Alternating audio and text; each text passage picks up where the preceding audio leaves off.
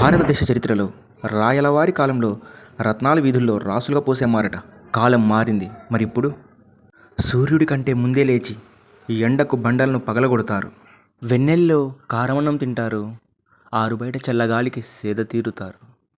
ధూళి మధ్య పుట్టిన జీవితం వాళ్ళది. రాళ్ళ మధ్య జరిగే పోరాటం. రక్తాన్ని చెమట చుక్కలుగా చిందిస్తారు. మాది రాయలసీమ.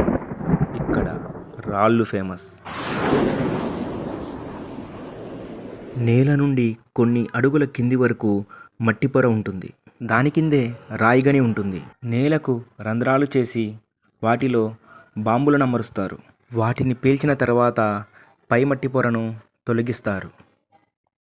ఆ తర్వాత రాతి పొరలను పైనుండి ఒక్కో లేయర్ను తొలగిస్తూ మిషన్ల సహాయంతో ఒక పద్ధతి ప్రకారం ఒకే పరిమాణంలో కట్ చేస్తారు.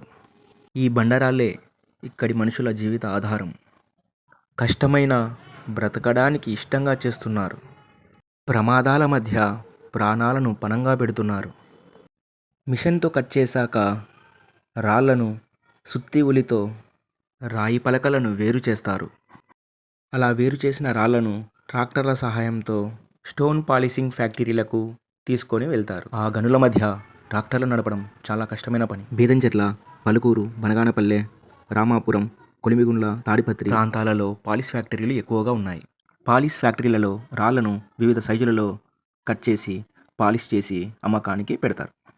కర్ణాటక, తమిళనాడు, కేరళ, మహారాష్ట్ర, గుజరాత్, మధ్యప్రదేశ్, ఢిల్లీ, ఇతర రాష్ట్రాలకు లారీల ద్వారా ఎక్స్పోర్ట్ చేస్తారు.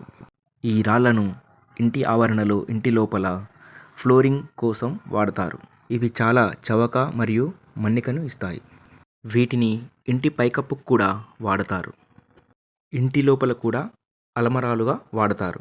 ఇంటి చుట్టూ కాంపౌండ్ వాల్గా కూడా ఈ రాళ్లను వినియోగిస్తారు. కొన్ని చోట్ల ఇంటిపై వెళ్ళడానికి మెట్లుగా, కూర్చోడానికి అరుగులుగా, నీటిని నిల్వ చేసే ట్యాంకులుగా, చేతులు కడిగే వాష్ బేసిన్ సింకులుగా వాడతారు. అంతేకాదు పొలం గట్లకు కంచె స్తంభాలుగా, చిన్న సైజు రాళ్లను పార్కింగ్ ప్రదేశంలో వాడతారు. మిగిలిన రాయి వ్యర్థాలను ఇంటి నిర్మాణంలో గోడలు కట్టడానికి వినియోగిస్తారు.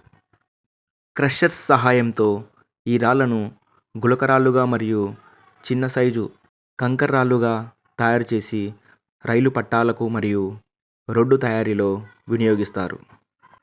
స్టోన్ పాలిషింగ్లో మిగిలిన సిల్ట్ను ఇటుకల తయారీలో వినియోగిస్తున్నారు. స్టోన్ కట్టింగ్లో మిగిలిన రాళ్లను చెట్లకు రక్షణగా మరియు లోతట్టు ప్రాంతాలను చదును చేయడంలో వినియోగిస్తున్నారు.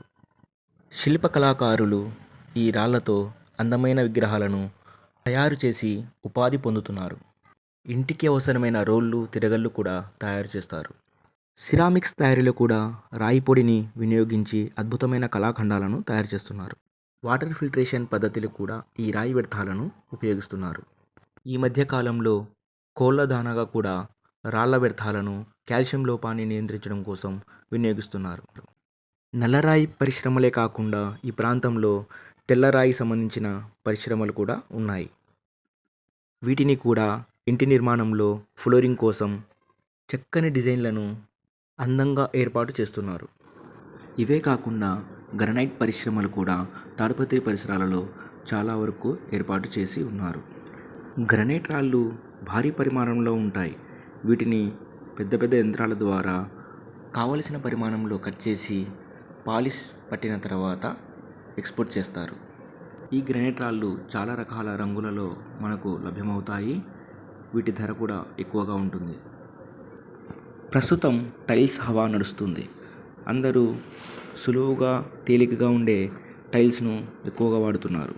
ఈ టైల్స్ మనకు కావలసిన డిజైన్లలో లభిస్తున్నాయి. కానీ అధిక ఖర్చులు, ఇతర సమస్యల వల్ల నాపరాయి పరిశ్రమలు, గనులు మూతపడుతున్నాయి. కష్టపడే చేతులకు పని లేకుండా పోతుంది. రాయలసీమకు పూర్వవైభవం రావాలని కోరుకుంటూ మీ బనగానపల్లె బాయ్స్.